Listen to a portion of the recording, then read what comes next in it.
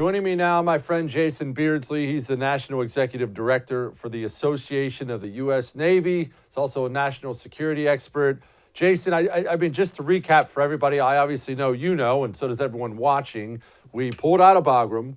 We then decided to secure some local jerkwater airport, which you can't properly do. We got 13 of our people incinerated. And in response to that, we drone striked a family of 10, including young children. And our military leadership, I might add, came out the next day and said it was a righteous strike, I believe is the way they put it.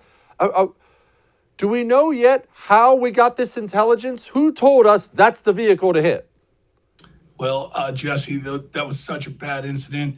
And if we just listen to them, they were probably getting the intelligence from the Taliban. We talked about the whole time using the Taliban to help facilitate the exit of our people from Afghanistan.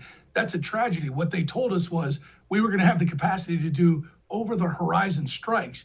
Well, we see now what the effect of that is and what the real results of over-the-horizon intelligence looks like, and it doesn't look that good. Would you, for the dumb ones among us, chiefly me, would you please explain over the horizon what exactly they mean by that?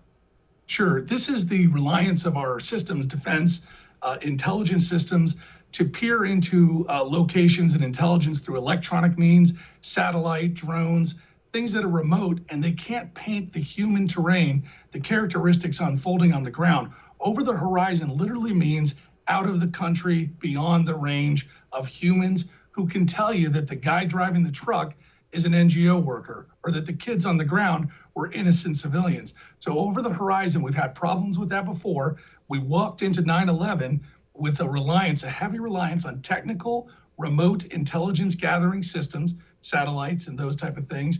And then we missed what happens at the human level. So that's not the best way to do intelligence. Shockingly, satellites can't give you all the intel you need, especially with people who are smart enough to switch to a pen and paper now. But I digress from all that. Jason, I do want to ask about our allies who were there. I mean, we did have a bunch of human intelligence assets there. I obviously know there's a bunch of stuff you can't talk about. I'm sure we didn't get them all out right, and I can't imagine they met a very kind end if the Taliban got a hold of them. Jesse, this is one of the sadder stories. It's going to hurt for a long time. Folks that have been on the ground working with incredible assets from Afghanistan and others who were left in place and then given spoof emails because we left our biometrics machines behind so that the Taliban walked them into what were purportedly safe houses and then executed people. We're seeing what was essentially a hunt and kill list left behind by us and given to the hands of people who we said we were going to rely on to, again, quell the situation. So another example of having the wrong people rely on really bad characters. Okay, so we left behind a list of our human intelligence assets. That alone is bad enough.